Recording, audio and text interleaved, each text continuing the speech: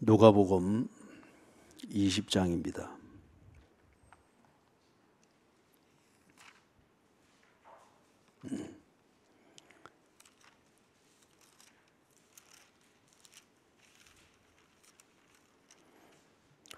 누가복음 20장 45절에서부터 47절까지 같이 읽습니다. 모든 백성이 들을 때에 예수께서 그 제자들에게 이르시되 긴 옷을 입고 다니는 것을 원하며 시장에서 문안받는 것과 회당의 높은 자리와 잔치의 윗자리를 좋아하는 서기관들을 삼가라. 그들은 과부의 가산을 삼키며 외식으로 길게 기도하니 그들이 더 엄중한 심판을 받으리라 하시니라. 아멘. 이 서기관들은 면사무소에 근무하던 그 서기, 그하고는 다른 개념이에요. 이 서기관들은 당시 이스라엘의 그 종교 체계에 있어서 교권을 구성하는 체제에 있어서 상당히 중요한 그 위치입니다. 그리고 이 서기관들이 모세의 율법을 해석하는 권한을 가졌습니다.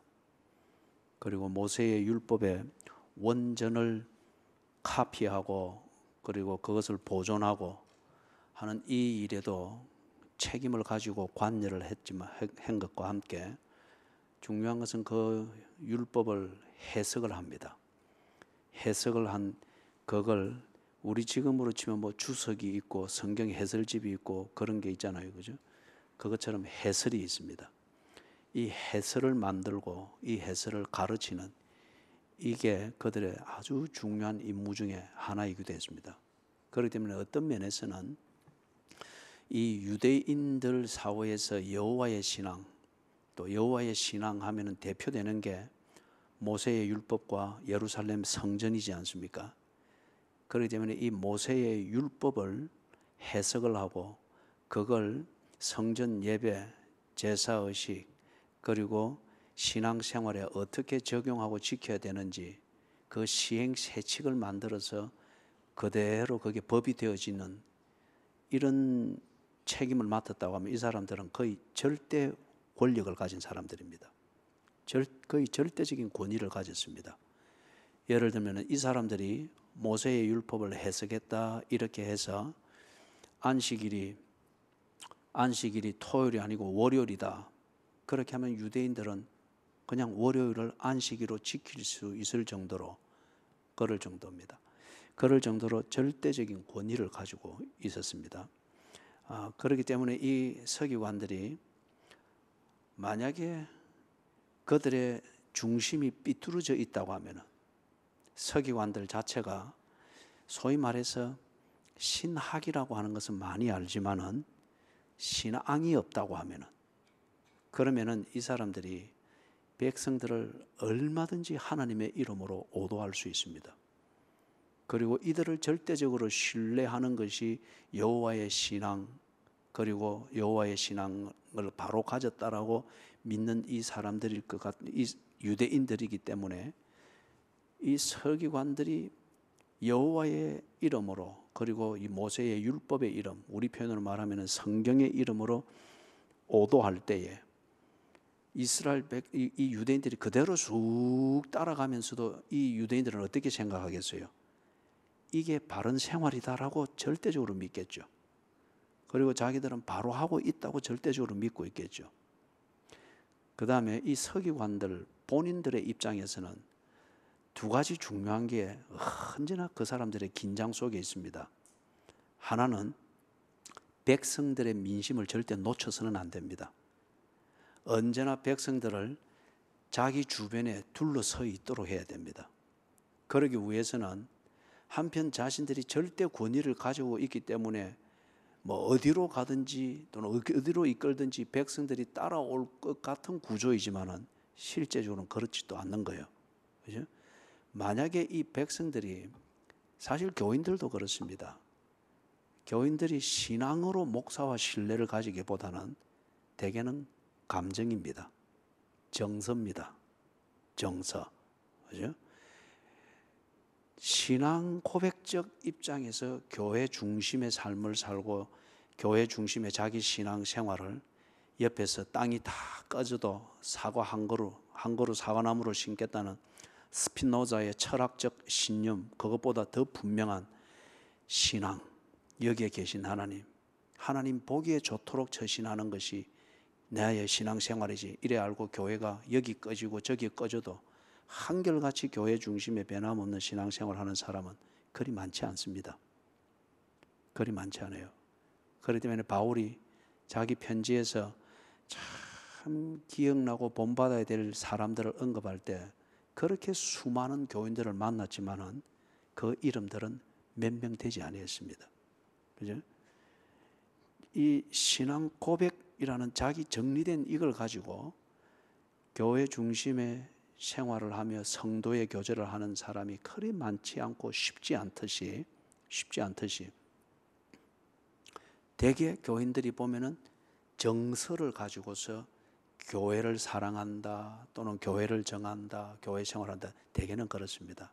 그리고 그 정서는 대개 1차적으로 어디에서 영향을 받습니까? 감정입니다. 자신의 기분입니다.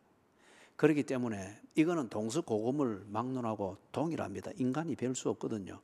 그죠? 과학이 발달했을 뿐이지 인간성이 성숙되어진 건 아닙니다. 그래서 2000년 전에도 똑같습니다. 그래서 이 서기관들이 교권 체계에 있어서는 절대적 권위를 가진 것 같으나 그러나 이들이 잘 또 알고 있는 거예요. 이 유대인 백성들이 절대적으로 자기들이 말하는 대로 따라주는 것 같으나 기분 나쁘면은 돌 맞아 죽을 수도 있는 거예요. 그 다음에 팽 당할 수가 있는 거예요. 그렇기 때문에 언제나 이 서기관들에게 두 가지 긴장이 있었습니다. 하나는 이들을 끌어당길 수 있는 율법적 권위, 해석자로서의 권위, 그래서 신비감을 부여하면서 딱 자기 주변으로 올가면은 이 종교적 뭔가 신비감과 그 낚싯바늘을 언제나 만들고 유지를 하고 있어야 됩니다. 동시에 뭘 해야 되느냐? 이 백성들의 마음을 상하지 아니하도록, 백성들의 감정을 건드리지 아니하도록. 그래서 율법을 가르치고 율법을 주장하되 감정을 건드리는가, 정서적으로 뒤틀어지는가, 이걸 언제나 살피면서 그렇게 처신을 했습니다. 이게 그들의 긴장이었습니다. 그래서 이제 서기관들이 어떤 사람인지, 그리고 그렇기 때문에 어떻게 처신을 하고 있는지, 다시 말해서 이 서기관들의 눈에 보이는 신앙생활의 그 진피가 이 긴장이라는 거예요. 그걸 내가 말씀을 드린 겁니다. 자, 그렇기 때문에 오늘 여기 읽은 본문에서 보니까 46절에서 이들의 일상적인 모습을 보여줍니다. 긴 옷을 입고 다닌다. 그 다음에 시장에서 문안받는 것을 좋아한다. 회당의 높은 자리, 잔치의 윗자리를 좋아한다. 여러분, 이게 이제 대충 감이 잡힙니까? 앞에서 이야기했던 걸 볼 때. 이 목사들도 정신을 똑바로 안 차리면은 신비감을 만들어내고 신비감의 옷을 입고서 교인들의 관심을 딱 사로잡고 교인들의 정서적 신뢰를 끌어내려고 하는, 이게 거의 대부분입니다. 그리고 대부분 신앙 고백이라는 여기에 서 있지 못한 감성적 교인들이 절대 다수거든요. 이 감성적 교인들은 주로 그 신비감을 느끼려고 그래요. 신비감을. 그래서 말씀을 차근차근 강의하면서 본문 그 자체를 증거하고, 그리고 말씀 본문이 품고 있는 페이토스, 거기에 흐르고 있는 감정이 있거든요. 예를 들면 예수님께서 독사의 새끼들아 라고 할 때 미안하지만은 독사의 새끼들아 미안합니다. 예수님이 그리 했습니까? 예? 또는 수로보니게 여인이 와서, 그 참 가난하고 불쌍한 여인이었거든요. 와서 아픈 딸을 고쳐주시기를 예수님 앞에 구할 때 예수님께서 그 수로보니게 여인에게 뭐라 했습니까?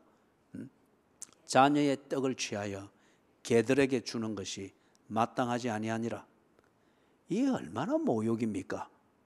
그런데 물론 거기서 예수님이 개들에게 주지 않느니라 하는 그때 그 개는 보신탕용 개를 말하는 게 아니고 한국적 정서에서 이해를 하면 안 되고, 그 유대 사회에서 그때의 계를 말하는 것은 신앙적으로 부정한 자를 말합니다. 속 다르고 겉 다른 자를 말하는 거예요. 그 다음에 유대인이 유대인답지 못하게 그 기준을 어기면서 지 생활의 만족을 추구하기 위해서 해하고 다니, 이걸 개에다가 비유를 한 겁니다. 개는 아무 것이나 먹잖아요, 그죠? 제 말이 무슨 말인지 이해가 안 돼요. 온천천을 나가 보시라고요. 예? 지게석으로 세우는 그 가짜 대리석이지만 그 깨끗한 대리석이 견공의 오줌으로 아주 채색되어져 있습니다. 그죠? 개는 아무 데나 가고 아무 것이나 먹고, 개는 본능적인 느낌대로 짖기도 하고 꼬리를 흔들기도 하고 물기도 하고 누구를 따라가기도 합니다. 그래서 신앙적으로 정리되어지지 못하고, 또는 그 생활이 유대인답지 못하고 율법 그것에 충실하지 못하게 보이는 그런 동료를 가리켜서 개에다가 비유를 한 겁니다. 그래서 예수님이 자녀들의 떡을 취하여서 개에게 주는 것이 마땅하지 아니하니라. 이걸 그 당시에 그 정서를 가지고 예수님이 그 수로보니게 여인, 경제적으로나 인간적으로 볼 때 참 불쌍하고 약한 자 중에 약한 자죠. 예수님께서 그렇게 모멸차게 이 말씀을 하셨단 말이에요. 지금 본론 그걸 강의를 하는 게 지금 목적이 아니고, 예수님이 그리 말씀할 때에 그 수로보니게 여인이 거기 다 상 앞에 와서 좀 도와주십시오 할 때 예수님이 어쩌죠, 이 여인이여 미안한데 자녀들의 떡을 취해서 상처받지 마십시오. 개님들에게 주는 게 마땅하지 않거든요. 상처받지 마십시오. 내 본심은 그게 아닙니다. 예수님이 그랬습니까? 예? 안 그랬죠. 자녀들의 떡을 취하여 개들에게 주는 것이 마땅하지 아니하니라. 그리고 눈길 한 번 안 줬습니다. 예? 그리고 그 다음 대화가 이어지죠. 이럴 때에 예수님이 그렇게 말씀하시는 그 표현을 기록하고 있는 성경이, 그걸 딱 읽으면은 예수께서 어떤 정서와 어떤 열정을 가지고 이 말씀을 하셨는가, 요걸 읽어내는 걸 보고 뭐라는가 하면 페이토스라고 합니다. 페이토스, 열정, 정열, 그걸 말하는 거예요. 그래서 독사의 새끼들아, 또는 회개하라 천국이 가까워왔느니라, 또는 자녀들의 떡을 취하여 개들에게 주는 것이 마땅하지 아니하니라. 어떤 이런 것, 때로는 예수님의 그 설교나 표현을 볼 때에 아주 부드럽고 한없이 인내하고 참으시는 그러한 페이토스가 또한 있죠. 그런 것은 그렇게 또 전달이 되어져야 됩니다. 전달이 되어져야 된다고요. 그런데 오늘날 많은 목양자들 또는 설교자들이, 교인들의 입장은 우리가 나중에 보고요, 이 목회자들, 저도 역시 물론입니다. 교인들과 우선 교감을 만들고 쉽게 친분 있고 표면적인 존경을 끌어내는 건 간단합니다, 여러분. 신비감을 만들면 돼요. 신비감을. 설교도 이렇게 하지 아니하고, 믿습니까? 푹 주무십시오. 깨어있는 사람들은 할렐루야. 벌써 막 웃잖아요. 막 치아가 드러나고 막 웃고, 그죠? 자는 자들이 아무도 없고, 막 이러면서 또 밥도 한번 먹으면서 한 숟가락 다 같이 먹으면서 다 먹고, 주여, 형제님, 요즘 은혜가 넘칩니까? 감사합니다. 먹고, 신비감. 그런데 정말 거기서 인격적 교제는 없어요. 인격적 교제는 없어요. 자, 지금 뭘 얘기하기 위해서 그랬냐면, 이 서기관들이 그런 긴장을 가지고 자기 관리를 해야 되고, 동시에 자기 자신의 신학자 내지는 종교 지도자의 그런 신비감을 만들어내는 이 긴장 속에 있기 때문에 그의 일상적인 생활 역시 이 신비감을 만들어내면서 언제나 자기 주변에 있는 백성들이 자기 자신에게 뭔가 관심이 집중되도록 낚시 바늘을 늘 딱 끼워놔야 되는 거예요. 그렇기 때문에 여기서 긴 옷을 입고 다닌다. 일상생활할 때 긴 옷 입습니까? 예? 이 자체가 이미 틀려버린 거예요. 일상생활할 때는 활동하는 데 맞는 옷을 입습니다. 그리고 여러분들이 직장에 가면 직장에 맞는 옷, 어떤 직장은 유니폼을 입잖아요. 그죠? 그런데 지금 여기는 그 유대인 특유의 로마로 치는 것 같으면은 일상생활할 때는 그들은 투니카라고 하는 딱 짧은 스커트 같이 무릎 위에 오는 스커트에 이 원피스에 허리띠를 맨 것으로 보면 됩니다. 남자들이 그렇게 입고 막 일상생활을 한단 말이에요. 그런데 그러지 않으면 이제 딱 사교 모임이든지 공식적 행사든지 이럴 때는 토가를 입는 거예요. 천 하나를 가지고서 하나를 가지고 싹 감아서 아주 멋진 그 이탈리아 남자들의 그 딱 스타일이 나오잖아요. 그게 토가입니다. 딱 입고 왕들도 보면 그렇게 돼 있단 말이에요. 그런데 그런 로마의 의상 문화로 치는 것 같으면은 이 서기관들이 지금 이 일상인데 그래서 저작거리를 가야 되고 볼일을 보러 가는데 토가를 입고 다니는 거예요. 이거 왜 그런 거예요? 신비감이에요. 그 다음에 시장에서 문안받는 것과, 그래서 여기 시장은 다른 말로 말하면 저작거리입니다. 사람들이 많이 왕래하는 거기인데 거기서 언제나 문안받는 것을 좋아한다 이러면은 사람들의 시선이 내게 집중이 되도록 만드는 거잖아요. 그죠? 내게 집중이 되도록 만드는 거가. 그 다음에 회당의 높은 자리. 옛날에 한국의 교회당에 특히 장로교회 교회당 구조에 앞에 보면 장로석이 있었죠. 그죠? 그게 더 고전적인 구조는 뭔가 하면 장로석이 한 이 정도 높았습니다. 높아가지고 성가대석처럼 돼가지고 딱 앉아서 거리하는 거는 특히 화란 31조파 그 개혁교회에 그 예전을 본받은 거예요. 그래서 거기에 그 예전에서는 뭔가 하면 장로들이 교인들이 자기 교구의 교인들이 출석을 했는지 보고 예배를 바로 드렸는지 보고 이걸 늘 살피는 겁니다. 그런 다음에 주중에 신방을 해서 예배를 지도를 하는 겁니다. 그 목적을 위해서 그렇게 했는데 이걸 한국 교회에 이제 들여와서 일부 장로교회에서 그렇게 했는데 장로님들이 딱 앉아가지고 시작되자 얼마 좀 힘주고 딱 보다가 가는 거예요. 장로들이 자기 교구에 교인들이 예배를 바로 드리는가를 돕는 게 아니고 조는 모습을 이 사람들한테 이리 저러면 8명이 앉아서 8명 각각이 막 지 폼대로 조는 거예요. 그죠? 그래서 그게 참 그래도 그게 오래 갔습니다. 전통주의라는 게 그래서 무서운 겁니다. 그래서 그게 없어지기를 시작한 게 약 한 30년이에요. 구조에서 이제 없어지고.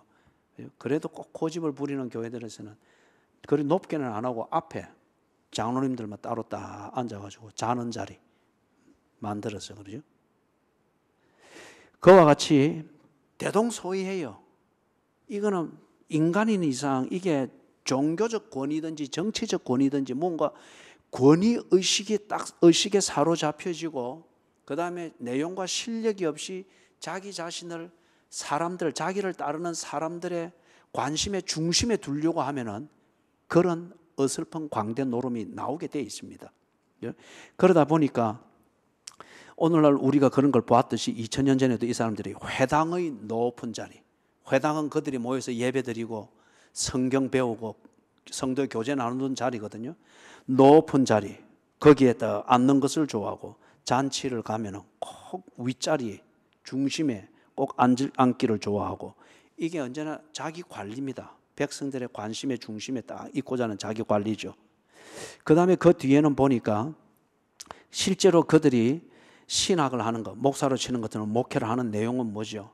그런 신비감을 가지고서 지푸라기라도 잡는 심정으로 도움을 얻고 성경이 뭐라 말하는가 듣기 위해서 찾아온 그 교인들, 그리고 교인들 중에서 가장 약한 자 중에 속하는 사람, 당시에 가장 약한 계급에 속했던 사람이 누군가 하면 과부입니다.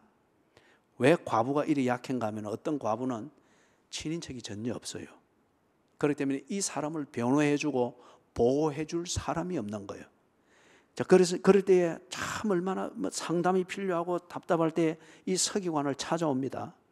찾아왔을 때 서기관들은 상담해주고 이래 할 때 절대 무료로 해야 됩니다. 성경을 가르치고 하는 이런 것은 절대 무료여야 됩니다. 그런데 이래 참 감사하고 할 때에 감사를 표하고 사례를 하는 것, 그거는 어느 정도 하는 것은 참 좋은 풍습입니다. 좋은 풍습. 여러분도 크리스마스 때 선물하십시오.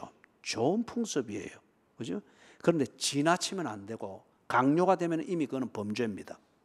그런데 이 서기관들이 그걸 가지고서 돈 버는 수단으로 삼았던 겁니다. 돈 버는 수단으로.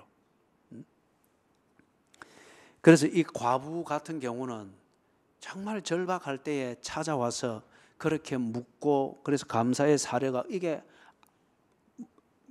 성문은 안 됐을 뿐이지 이게 공공연한 관례가 되어버린 거예요.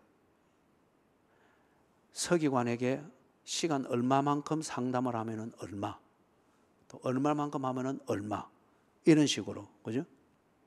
그러면 과부에게 있어서 그거는 엄청난 큰 돈일 수가 있습니다. 그래 되다 보니까 때로는 자기의 가산이 그 일로 다 탕진이 되는 거예요. 그죠? 탕진이. 돈 많은 사람에게 있어서 상담료 10만 원은 아무것도 아닐 수 있지만은 전혀 벌이가 없고 자기를 도와줄 친인척이 없는 과부에게 10만 원은 입고 있는 옷을 저당 잡히더라도 마련하기 힘든 돈일 수 있는 거예요. 그래서 가산을 삼키며 어떤 이름으로? 성경 공부의 이름으로, 사랑의 이름으로, 목양의 이름으로, 신방의 이름으로. 그 다음에 기도를 하는데 외식으로 길게 기도한다. 이것도 역시 신비감을 자아내는 거예요. 그 기도를 가만히 들어보면 아무 내용이 없어요. 그리고 정말 회중을 대표해서 하는 기도이지만은 회중의 아픔과 영성이 지금 어떻게 되어 있는가를 전혀 느끼고 준비된 바가 없는 기도예요. 그냥 자기도 못 느끼는 구름 잡는 소리로 신비감만 자아내는 그런 소리를 이래 하고 있는 거예요. 그죠? 그러면은 또 이런 면에 있어서 영적으로 무지하고 신학적으로 무지한 자들은 그냥 느낌으로 신비감이 있을 때 주여, 아멘, 주여 하면서 따라가는 거예요. 그죠? 자, 이걸 두고 그들이 더 엄중한 심판을 받으리라 라고 했습니다. 자, 조금 더 살펴볼 수 있기를 바랍니다. 자, 이 서기관들이 여기서 지금 말하는 것처럼 이런 긴 옷을 입고 시장에서 문안 받는 걸 좋아하고 회당에서 예배 참석하면 꼭 자동적으로 앞에 가서 다 폼 잡고 앉으려고 하고 초청받은 잔치 자러 가면 꼭 상좌에 앉는 걸 자연스럽게 여기고, 그리고 과부의 가산을 탕진해서 주는 것이라도 받아서 당연하게 여기고 이렇게 하는데 정말 그럴 만한 내용 있는 삶을 살고 있느냐? 정말 그러한 존경을 받고 신뢰를 받을 만한 사역을 하고 있느냐? 이걸 보라는 겁니다. 이걸 예수님께서 앞에서 서기관들의 사례를 쭉 계속 이야기를 했잖아요.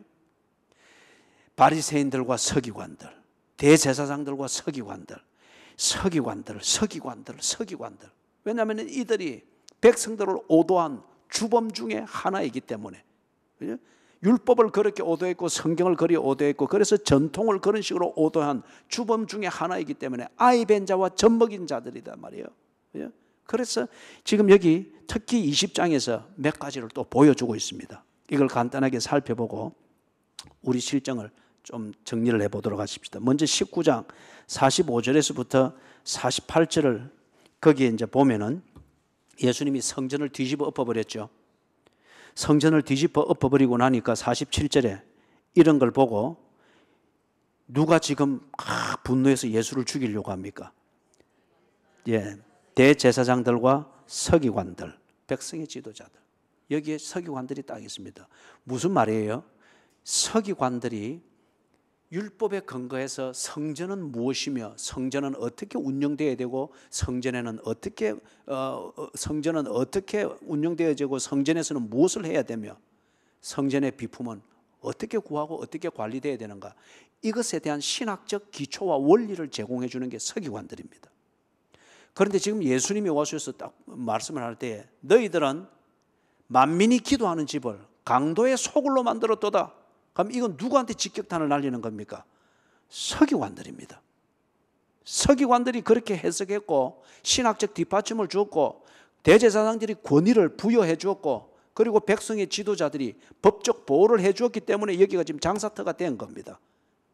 그래서 예수님께서 서기관들에게 직격탄을 그리 날린 거예요. 그러니까 이 서기관들이 예수를 죽이려고 새를 규합을 했습니다. 그럼 이 말은 무슨 말이에요? 이 서기관들은 성전의 본질이든지 성전 관리의 원칙을 자기 생각대로 하고 있습니다. 하나님의 생각대로 하고 있는 게 아닙니다. 그렇기 때문에 이들은 성전에서 존경을 받아서는 안 됩니다. 이들은 성전의 높은 곳에 앉아서는 안 됩니다. 이들을 본으로 삼아서는 안 됩니다. 이들이 성전에 대해서 애착이 있고 성전에 대해서 많은 헌신을 하겠죠. 그죠? 장사터가 제대로 잡혔나, 구역해 준 대로 되어 있나, 감독으로도 나오고 뭐 많은 것을 하겠죠. 이 비둘기가 지성소에 날아가지 않도록 하십시오. 뭐 겉에서 보면은 성전을 위해서 모든 걸 다 하는 것 같은데 자기 생각대로 하고 있습니다. 그리고 지 생각대로 되어지지 않는 예수의 생각이 나왔을 때 아주 무섭고 그 실상을 드러냈죠. 예수를 죽이려고 했습니다. 그 다음에 20장 1절에서부터 8절 서기관들이 무슨 짓을 하는가 딱 봅니다. 이걸 하나하나 살펴보면서 오늘 여러분들 앞에 서 있는 목사가 어떻게 하고 있는지 살피십시오. 그 다음에 오늘 여러분들과 함께 생활하고 있는 먼저 믿은 자들이 어떻게 하고 있는가, 서기관들처럼 하고 있는가, 그렇지 않은 거 살피십시오. 그 다음에 자기 자신을 그렇게 살피십시오. 20장 1절에서부터 8절 여기서는 보니까 이제 예수님이 복음을 전하고 있는데 누가 왔습니까? 그렇죠. 이 서기관들이 딱 사람들이 볼 때는 언제나 예수 주변에 있으니까 예수를 믿고 예수를 좋아하는 사람들에게는 서기관이 꼭 이 사람들 없으면 예수 사역이 안 될 사람처럼 보입니다. 예수가 있는 곳에는 언제나 이 사람들이 있습니다. 그리고 언제나 의견을 말합니다.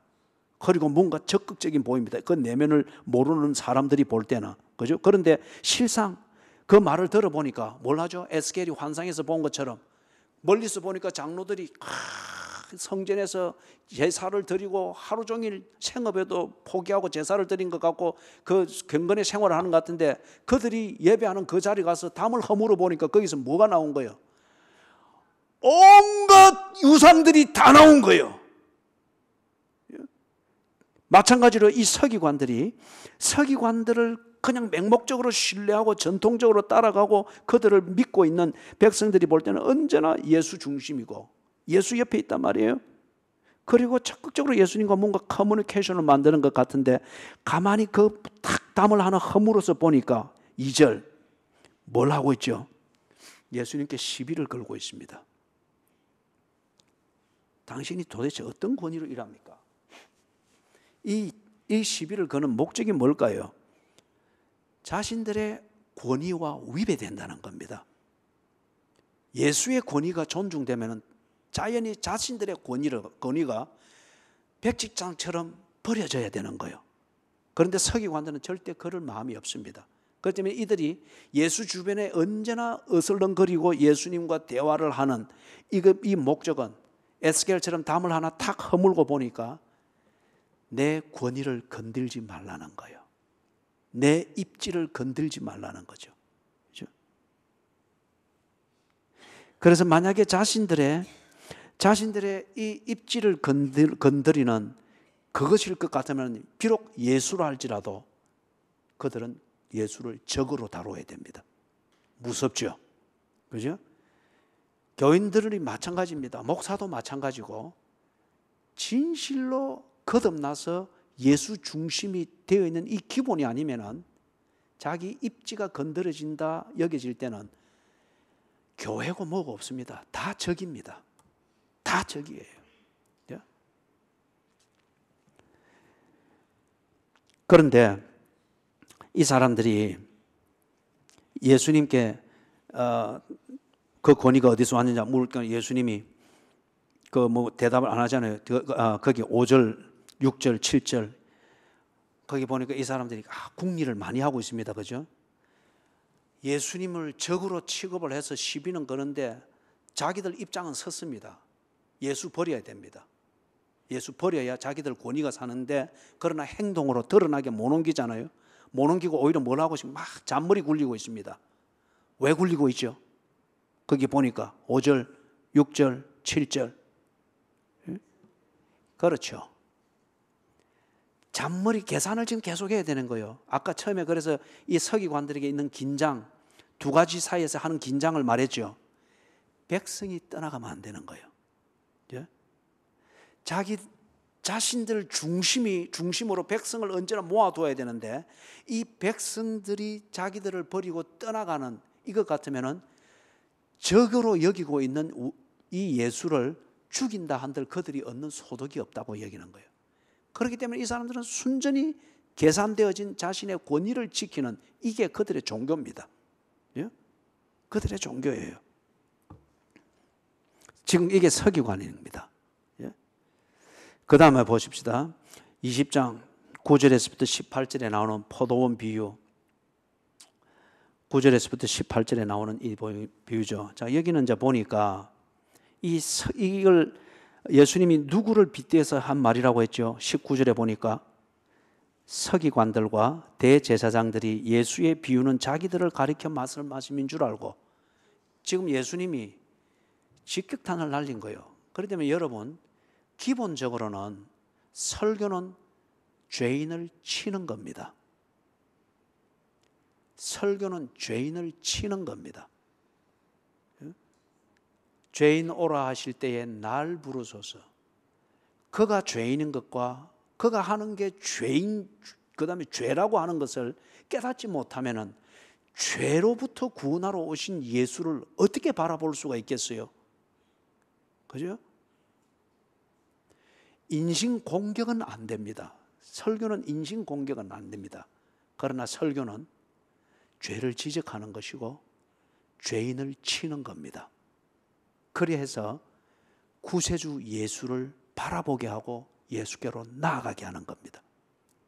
예수님이 사복음서를 보면 예수님이 언제나 가르치고 설교할 때마다 거기는 언제나 이 서기관들처럼 상처받은 사람들이 있었어요. 있어도 엄청나게 있었습니다. 예수님이 설교하고 난 뒤에 식사 대접 받은 게 거의 없습니다. 은혜 받았습니다. 오셔서 오늘 우리 집에 와서 양장피 드시죠. 그런 경우가 거의 없었습니다. 거의 없었어요. 다 이를 갈았습니다. 특히 이 교권을 가지고 있는 기득권주의자들이 이를 갈았단 말이에요. 지금 여기서도 예수님이 비유로 말했습니다. 그러나 이 서기관들이 영특하기는 얼마나 영특해요.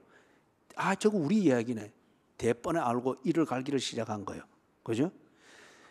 자, 그러면서 그 내용이 뭐냐? 9절에서부터 보니까 종들을 보냈는데 3번이나 종들을 때리고 능욕하고 상하게 했다고 합니다.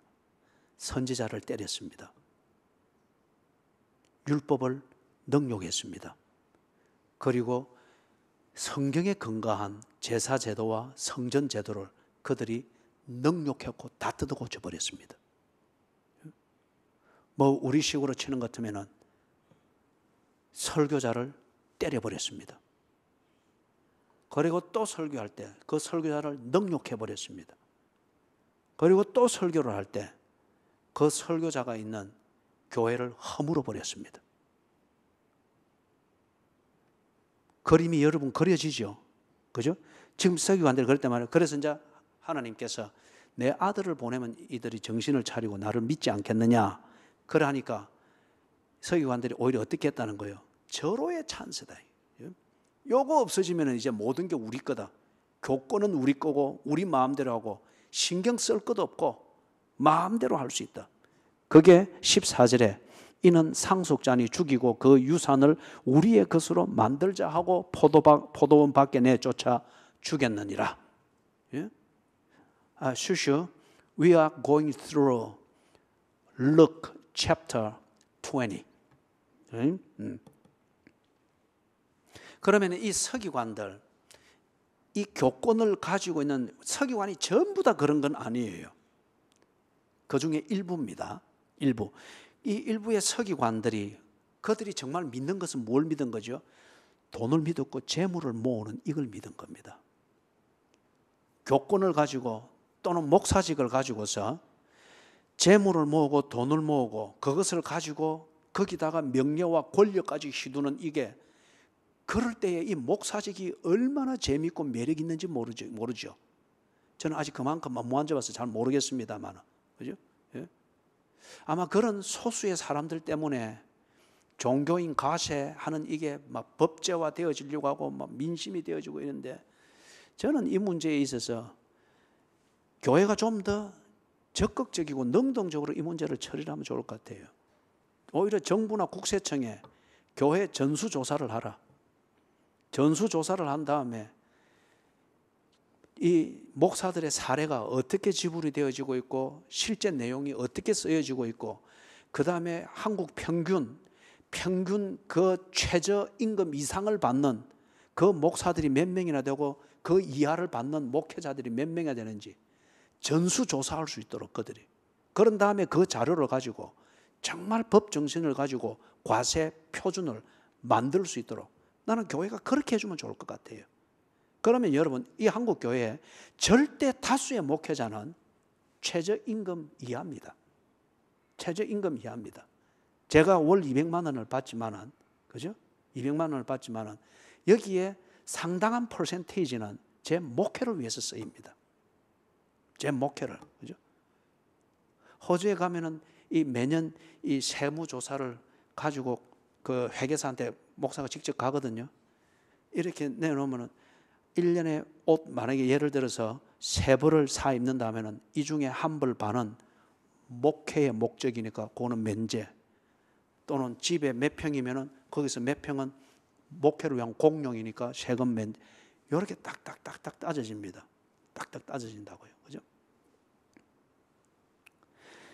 그래서 지금 뭘 얘기를 하는가? 이 서기관들이 백성들이, 무지한 백성들이 주는 종교 신비감에 이렇게 선입관으로 오도되어진 이 유대인들이 절대적으로 몰아주는 절대적인 권력과 명예와 신뢰, 이 속에서 그들은 뭘 믿고 뭘 추구하고 있는 거예요? 돈과 재물입니다. 이걸 위해서 그들은 율법도 듣기 좋은 대로 해석해 주기도 하고, 아니면 과부와 같이 약한 자가 있으면 엄청난 공포심을 줄 수 있는 걸 주어서, 그죠?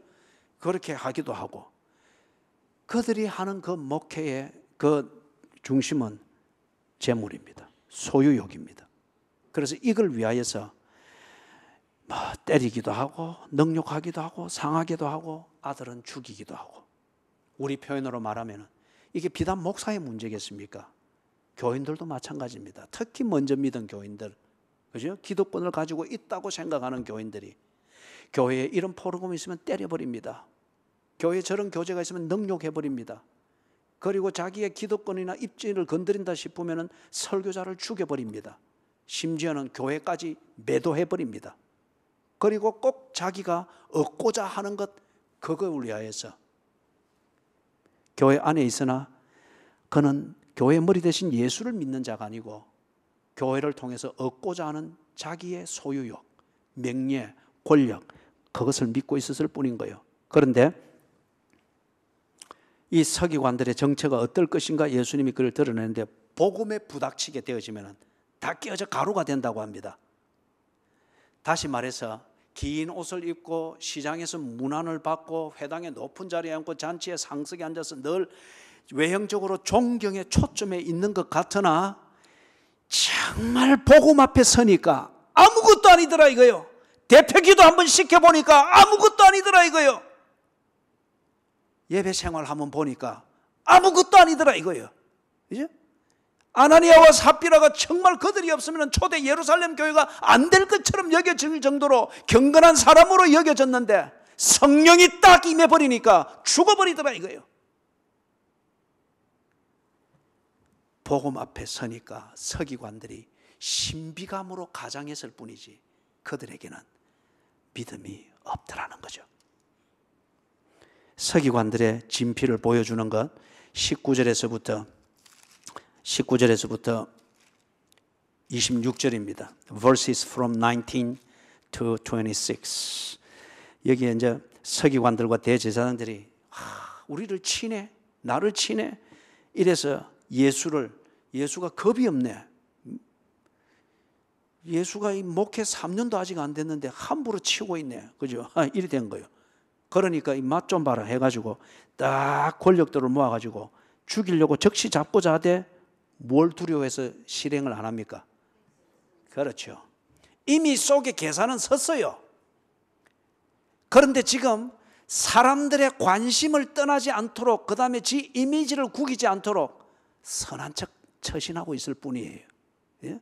선한 척 처신하고 있을 뿐이에요. 백성을 두려워하더라. 그래서 자기들이 앞에 나서지 않고 정탐들을 보냈습니다. 신복들을. 교회도 보면은 원격 조정하는 사람들이 있죠. 그죠? 언제나 정서는 만듭니다. 전화와 아니면 한쪽 구석에 데려가서 소곤소곤 몇 돌에 설 피우기만 피우면은 그런 또 열정적이 된 눈먼 사람들 있잖아요. 막 정의감에 털 타가지고 막 그럼 그들은 일을 다 처리하니까 욕은 그 사람들이 다 듣는 거예요. 그러나 뒤에서 원격 조절하는 사람은 지는 손에 피 한 방울 안 묻히고 지 하고자 하는 걸 다 하는 거예요. 그래서 이 정탐들을 보냈습니다. 그럼 뭘 합니까? 의인인 채 하며 예수의 말을 책잡게 하고자 했습니다. 이 부분에 대해서는 우리가 이면을 자세하게 강해를 했습니다. 이 본문할 때. 그런데 예수님께서 23절에 보니까 그 관계를 아셨다. 이게 기가 막힙니다, 여러분. 느헤미야도 이랬죠, 그죠? 산발랏이 와서 이제 우리 화해하자. 같이 힘을 합치면 좋지. 그게 사랑 아니가? 우리 이제 그래 하자. 산발랏과 도비아가 그렇게 초청했을 때 느헤미야가 어쨌습니까? 정신 차리고 딱 볼 때, 그죠? 그게 관계인 줄 알았죠. 그래서 안 간다고 했습니다. 그러하면은 일부 사람들이 느헤미야 보고 이래 통일하면 이거 빨리 건축하고 빨리 되는데 왜 느헤미야 당신 리더십을 이 중요한 순간에 이리 합니까? 느헤미야가 안 간다고 했습니다. 조금 시간 지난 뒤에 그 관계가 다 드러나 버렸죠. 그죠? 밀고자가 밀고 해주는 분이 뭐라는 겁니까? 산발랏과 도비아가 만나자는 자리에 느헤미야를 죽일 암살 준비를 해놨잖아요. 예? 전후를 따져볼 때에 그럴 이유가 없는 거예요. 산발랏이 느헤미야와 손잡고 뭐 밥 먹고 그걸 화해할 이유가 없는 거예요. 산발랏에게 꼭 지금 필요한 게 있다고 하면은 페르시아 왕 고레스로부터 점수를 따는 겁니다. 그러자면은 라이벌이 되어 있는 느헤미야의 공사를 중지시키는 것만이 목적인 거예요. 그죠? 산발랏이 갑자기 천사가 될 리가 없는 거예요. 그 관계를 알고 느헤미야가 딱 거부했죠. 지금 여기서도 예수님께서 그 관계를 아셨습니다. 알기 위해서 질문한 것도 아니고 말 그대로 마음을 고쳐먹고 예수님께 다음 처신을 묻기 위해서 질문을 한 게 아니라는 거죠. 그래서 그 관계를 아시고 그들의 질문에 근거가 없는 것을 이 사실을 가지고 보여줍니다. 동전 하나 가지고 온나? 가지고 오니까 누구 형상이 새겨져 있노? 로마 황제 가이사의 형상이니다. 그랬지. 가이사의 것은 가이사에게 주라. 그리고 하나님의 것은 하나님께 주라. 세금 바쳐야 됩니까? 말아야 됩니까? 그건 내한테 묻지 마라. 분명하지 않느냐? 무슨 말이냐 여러분? 사실은 명명백백합니다. 무엇이 옳고 그른지 명명백백합니다. 사실이 어떻게 없어지는 것도 아니고 굽어지는 것도 아니죠. 단지 사실을 못 보고 있는 것은 뭡니까? 관계, 잔머리를 굴고 있는 이 복잡한 생각 때문에 못 보고 있는 거죠. 그리고 여기에 딱 휘말려 들어가면은 사실과는 상관없이 관계 안에서 그냥 엉뚱한 얘기들만 먼저 나오고 엉뚱한 일만 만들어지게 되는 거예요. 그래서 예수님께서 이거 간단하게 정리를 해버린 거예요. 사실이 명명백백하지 않느냐? 가이사의 것이면 가이사에게 주라. 하나님의 것이면 하나님께 바쳐라. 분명하지 않느냐? 너희들이 못 보는 것은 그 잔머리를 굴리면서 관계를 꾸미고 있으니까 자꾸 앞다르고 뒤다른 그런 말만 만들어지지 않느냐? 그리고 예수님 초연히 딱 정리를 해버렸습니다. 서기관들이 영특한지는 모르나 그러나 머리가 바로 돌아가지 않고 관계만 꾸미고 있으니까 의인인 체 하면서, 그죠? 그렇게 관계만 꾸미고 있으니까 이 단순한 사실마저도 못 보고 있는 거예요.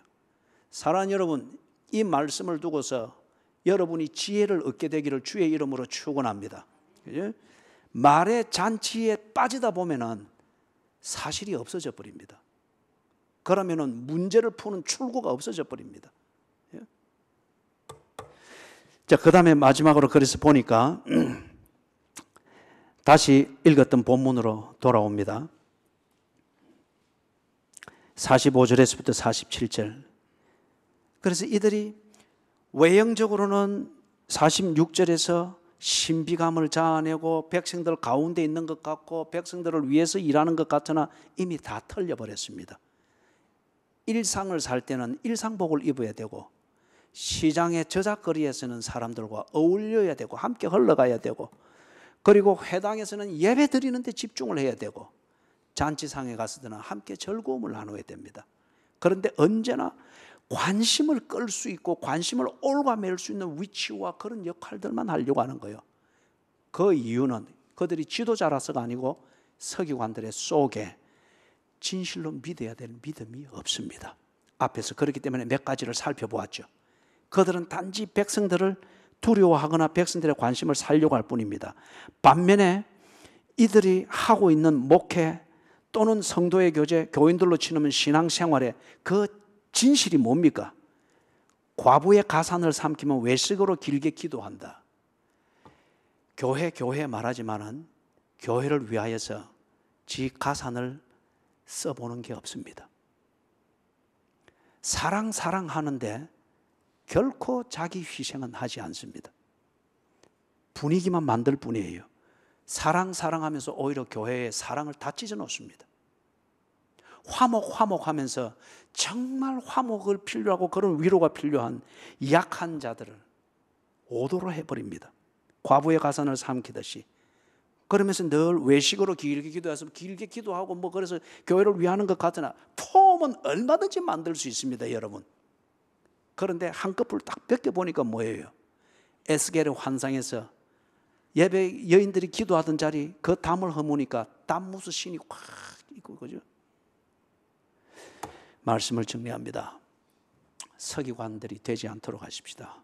목사인 저도 정말 각별히 조심해야 되겠고, 그래서 여러분 정말 여러분들과 쉽고 편하고 표피적으로 재미있게 얼마든지 목회할 수 있습니다. 이게 제 주변에 있는 사람들이 제게 가지는 불만이기도 합니다.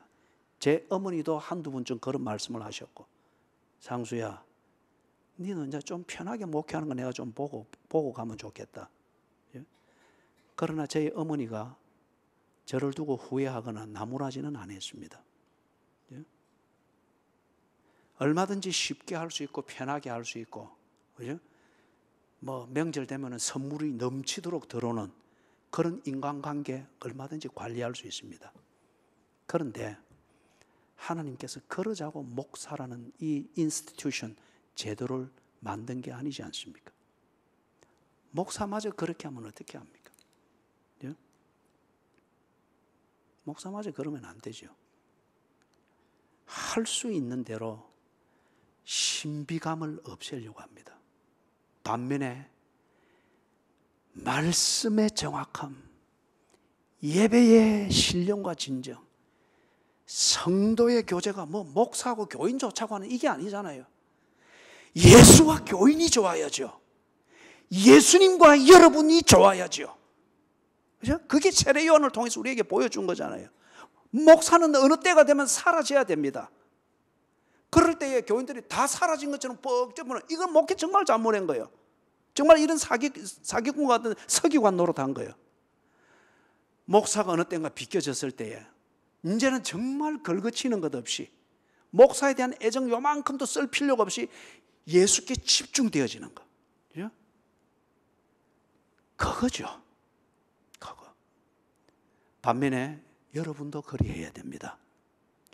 교인들의 입에 자기 자신도 의미도 모르는 채 입에 발린 것, 사랑, 화목, 화해, 부흥, 뭐 재미, 즐거움, 행복, 제발 우리 그런 면에서 이제 좀 싹 성장을 해야 됩니다.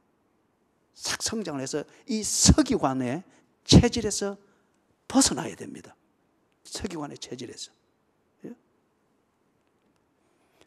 그 관계를 아시고 사랑, 화목 또는 부흥 진지하게 들으십시다. 진지하게 얘기를 나누십시다. 그러나 그게 관계일 때에는 뭔가 기본을 지키는 단호함이 있어야 됩니다. 예를 들어서 지붕이 샌다고 치십시다. 강풍에 기와장 하나가 날아갔다 치십시다. 그것 보완하기 위하여서 기둥 하나 뽑아가지고, 그죠? 기둥 하나 뽑아가지고, 그래서 잘라가지고, 기와장 크기만 잘라서, 그게 사랑입니까? 그게 집을 구하는 겁니까?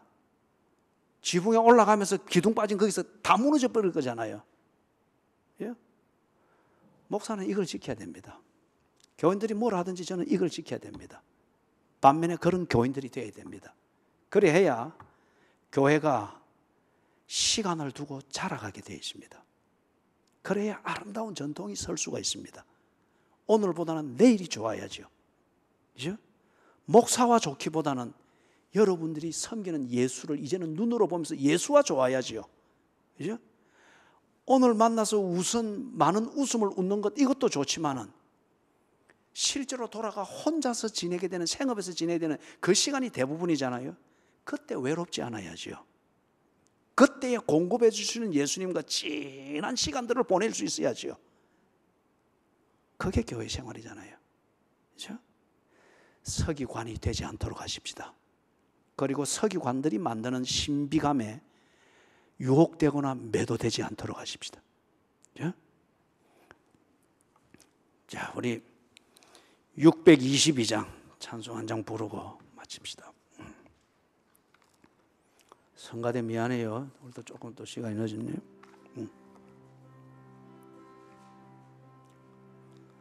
거룩한 밤 찬란하다 우리 주 예수님 나신 이 밤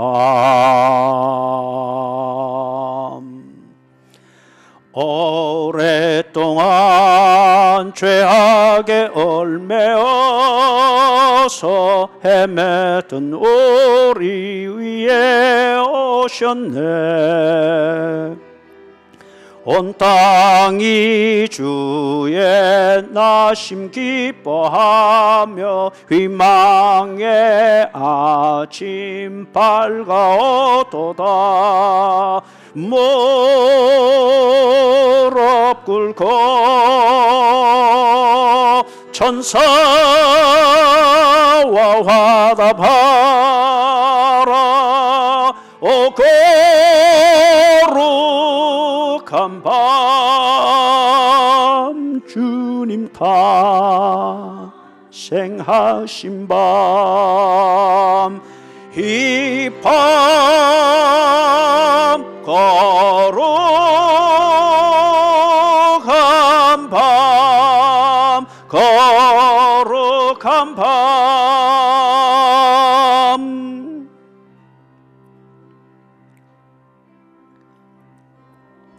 우리 모두 믿음의 빛을 따라 그 앞에 감사히 다 나가세.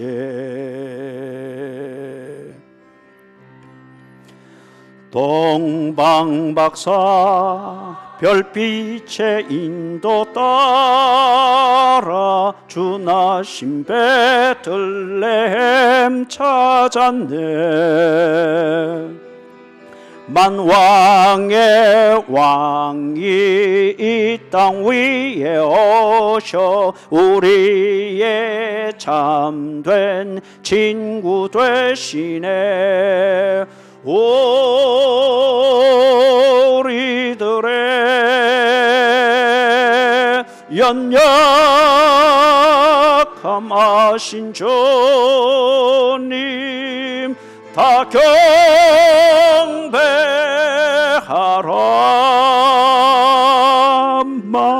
왕의 왕 주님께 이 밤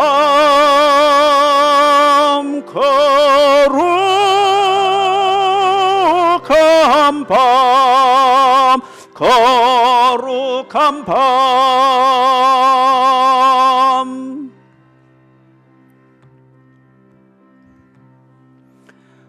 주의 뜻은 사랑과 평화로다. 우리도 서로를 사랑하세.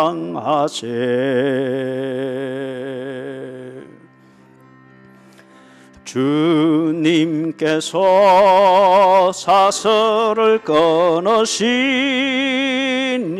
이 땅의 억눌림이 사라져 기쁨의 찬송 함께 부르면서 주님의 이름 높이 기리세. 주 예수님 그 이름 영원하리. 다 선포하세. 주님 크신 능력을 이 밤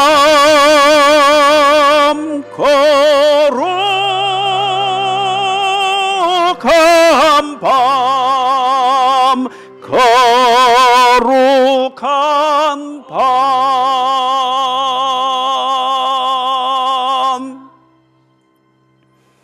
주 예수 그리스도의 은혜와 하나님 아버지의 무한하신 사랑과 성령님의 돌보시며 교통하시는 은혜가 우리 스스로 속으며 그리고 교회를 속이며 교인들을 속이는 서기관들의 현상을 오늘 우리에게 가르쳐 주시는 하나님의 그 마음을 헤아리면서 먼저는 내 자신을 돌아보고 그리고 또한 주변을 돌아보면서 지혜롭고 슬기롭게 신앙생활할 것을 다짐하며 저들의 삶의 자리로 돌아가는 모든 약물이들 머리 위에 지금으로부터 언제나 함께 계실지어다.